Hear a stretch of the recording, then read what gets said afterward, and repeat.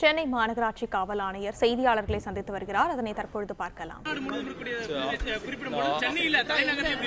அரசியல் விமர்சனங்களுக்கு பதில் சொல்ல முடியாது. சரியா? வேற ஏதாவது கேளுங்க.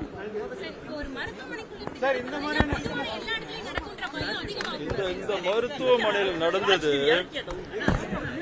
அந்த குற்றவாளி 6 மாசமா இங்க வந்துட்டு போயிட்டு இருக்கிறான். நேத்து கூட அதை டாக்டர்கிட்ட ஒரு மணி நேரம் இன்டராக்ட் பண்ணிருக்கிறான். புதுசா வந்த ஆளு கிடையாது. அவனு இங்க 6 மாசமா அவனோட அம்மா வந்து ட்ரீட்மெண்ட்ல இருந்திருக்கிறாங்க. எதிர்பாராத சம்பவம்.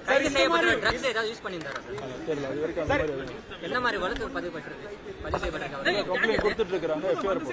இந்த மாதிரி வழக்குக்கு தனிப்பட்ட வழக்கு இது வந்து ட்ரீட்மெண்ட்டுக்கு வந்தவர் இந்த மாதிரியான முன்னாடி கண்டறிய முடியாது அப்படின்னு சொல்றது புரிஞ்சுக்க முடிஞ்சாலும் ஒரு சிஸ்டம் ஒரு கவர்மெண்ட் தனிநபர்களுக்கு பயம் இல்ல அப்படிங்கறத இது காட்டுது. சார், இந்த மாதிரியான வழக்குகளுக்கு தனிப்பட்ட பிரிவுகள் எதுவும் இருக்கா?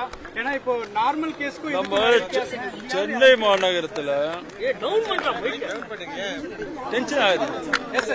சென்னை மாநகரத்துல ராஜீவ் காந்தி ஹாஸ்பிட்டல் இருக்குது, ராஜீவ் காந்தி அரசு மருத்துவமனை, கீழ்பாக்க அரசு மருத்துவமனை, ஸ்டான்லி, ஓமந்தூர், எல்லா இடத்துலயுமே பாத்தீங்கன்னா முதல்ல ஓபியா இருந்தது. இப்ப எல்லாம் போலீஸ் ஸ்டேஷனா மாத்திருக்கிறோம். ஒவ்வொரு மருத்துவமனையிலுமே போலீஸ் ஸ்டேஷனே ரன் ஆகுது. போலீஸ் ஸ்டேஷனா ஒரு இன்ஸ்பெக்டர், எஸ்ஐ, 30 அதர் ரேங்க்ஸ் எல்லாம் இருக்கிறாங்க. அது மாதிரி காவல் இது போலீஸ் ஸ்டேஷன், காவல் நிலையம் இல்லாத மருத்துவமனைகள்ல ஓபி நாம போட்டு ரன் பண்ணிட்டு இருக்கிறோம். ஓமந்தூர் வரலாம். அந்த மாதிரி அதுக்குள்ள பாதுகாப்பு ஏற்பாடுகளை பார்த்து இங்க இருக்குது ஒரு ஓபி, பட் அவுட் சைட்ல அந்த அடுத்ததுல இருக்கிறதுனால இதுக்கும் இங்க ஒரு ஓபி போட்டு பாதுகாப்பு அதிகப்படுத்துறதுக்கு நடவடிக்கை எடுத்து. எஃப்ஐஆர் எதுவும் போட முடியுமா இதுல? ஏன்னா இப்போ நார்மல் பர்சன் கிடையாது. அது சட்ட வல்லுநர்கள்ட்ட கேட்டு முடியும்.